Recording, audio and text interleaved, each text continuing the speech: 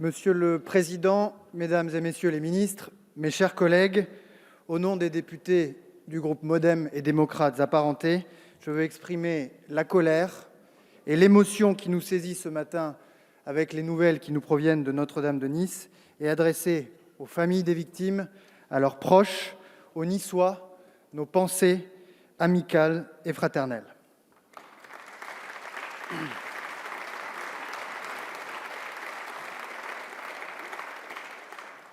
Mesdames, Messieurs les ministres, vous voici ce matin devant la représentation nationale pour soumettre à son approbation l'une des décisions les plus graves dont elle ait jamais eu à débattre.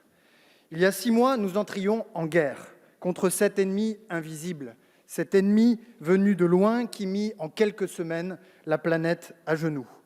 Nous consentions une première fois à nous priver de nos libertés, à fermer nos écoles, à nous séparer de nos proches pour échapper à cette vague en portant tout sur son passage. Nous applaudissions nos soignants et nous comptions nos morts. Mais nous avons résisté, nous avons tenu et nous avons cultivé l'espoir que le pire était désormais derrière nous, que nous pourrions faire face en attendant un traitement ou un vaccin. Mais voici que l'Europe tout entière est en proie avec une funeste réplique, avec une nouvelle déferlante aussi violente qu'inattendue. Et voici la France et son gouvernement placés devant un défi immense, celui de protéger les Français tout en assurant la continuité économique, sociale et politique de la nation. Sur cette ligne de crête, le président de la République a fait le seul choix qui s'imposait et, à la vérité, le seul choix qu'il nous reste, celui du reconfinement. Ayons la lucidité de partager son constat à la lumière de l'aggravation exponentielle de l'épidémie. Ayons l'humilité de reconnaître qu'il n'y a pas de solution miracle. Le président en a fait hier la démonstration imparable. Nos capacités de réanimation arrivent à saturation et ni un confinement sélectif, ni la meilleure stratégie de test du monde ne suffirait et ne résoudrait rien. Nous devons donc être à la hauteur de notre responsabilité alors que tant de vies humaines sont en jeu. Au pays de l'humanisme des Lumières, on ne transige pas avec la vie humaine. Vous nous avez présenté la façon dont vous entendez mettre en œuvre ce confinement et les députés du groupe Modem et démocrates apparentés en approuvent les grands principes. Celui de la généralité. Pour que la règle soit comprise, pour que les Français y consentent, elle doit être la même partout, à Versailles comme à Bordeaux, et appliquée avec équité. Celui de la continuité, continuité économique, continuité pédagogique. Les écoles restent ouvertes, le travail continue grâce au maintien des dispositifs de soutien. Nous ne rendons pas les armes et le pays avance.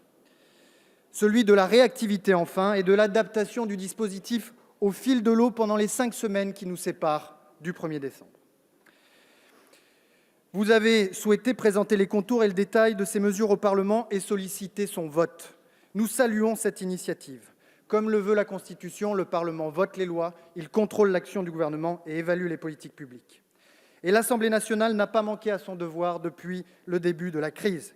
Les députés se sont pleinement mobilisés pour amender et voter les textes d'urgence, pour habiliter le gouvernement à légiférer par ordonnance parfois, mais pour contrôler son action toujours, pour veiller à ce que les mesures de soutien soient appliquées dans leur circonscription et pour faire remonter les difficultés rencontrées.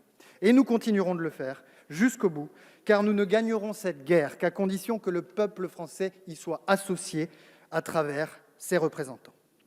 Alors vous allez voir défiler à cette tribune, sur les réseaux sociaux, sur les chaînes d'information en continu, vous allez voir défiler le long cortège des critiques avisées, des procureurs en verve, des professionnels de la profession et des faux prophètes se perdre dans de vains réquisitoires.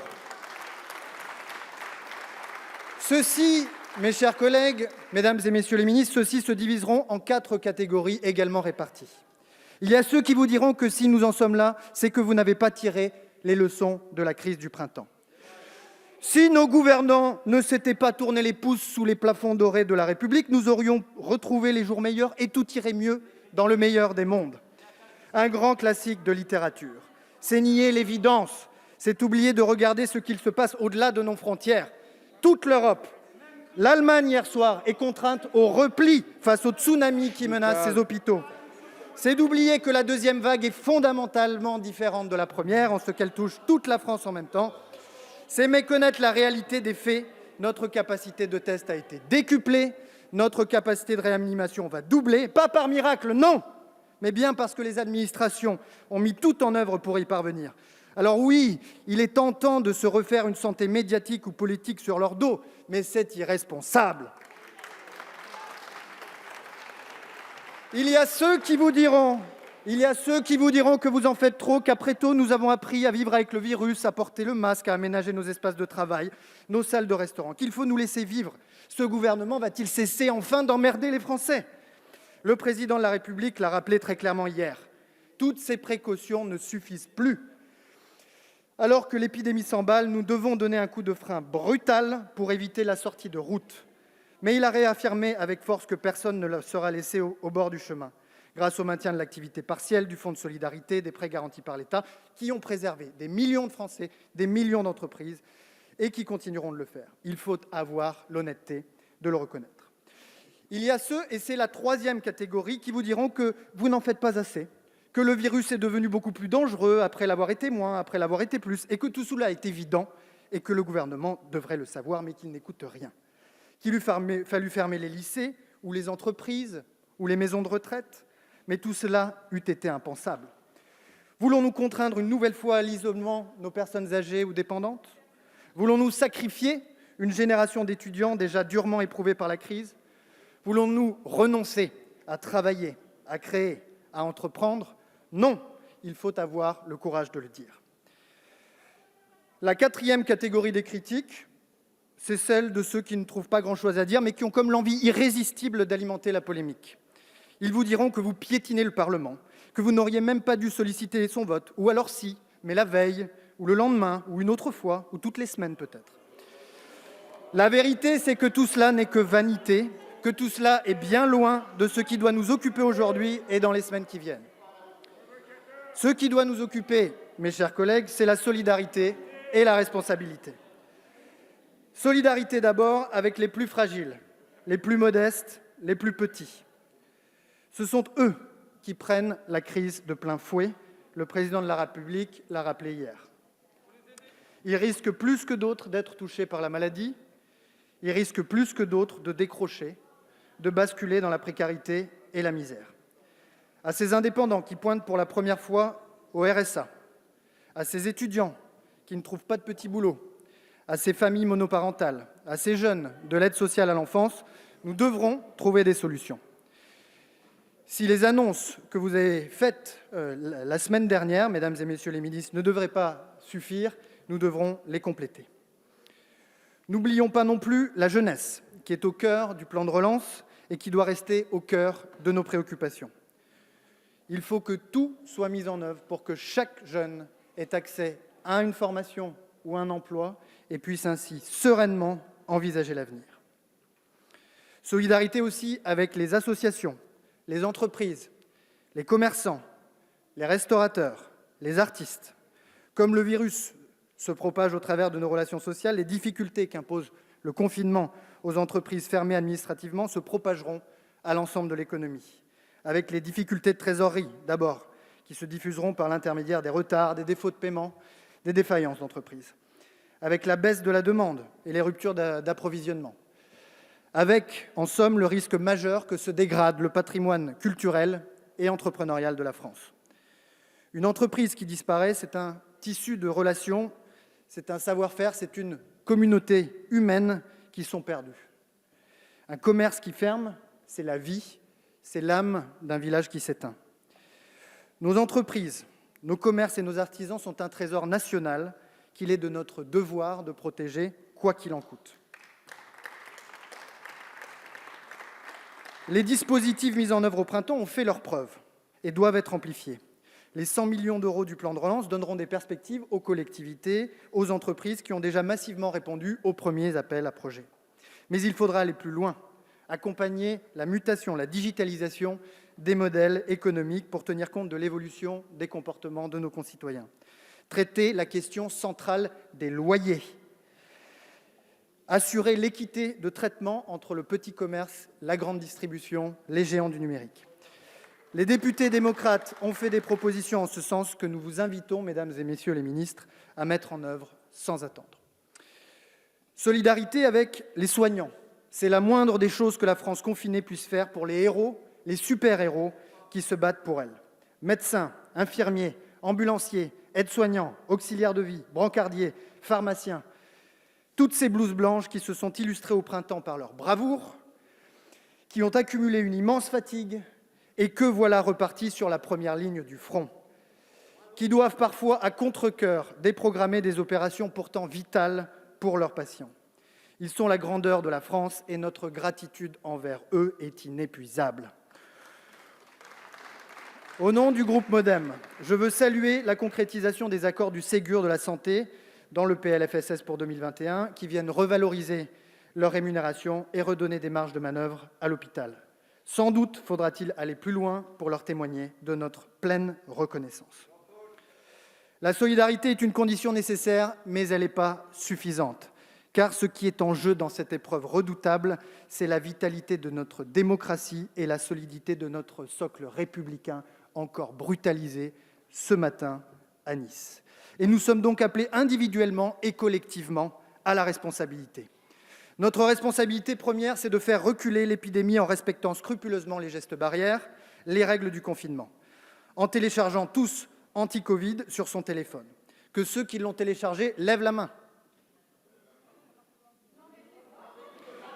Chacun doit être acteur de la bataille que nous livrons ensemble contre le virus et dans ce combat que nous menons en commun, nous avons la responsabilité les uns des autres.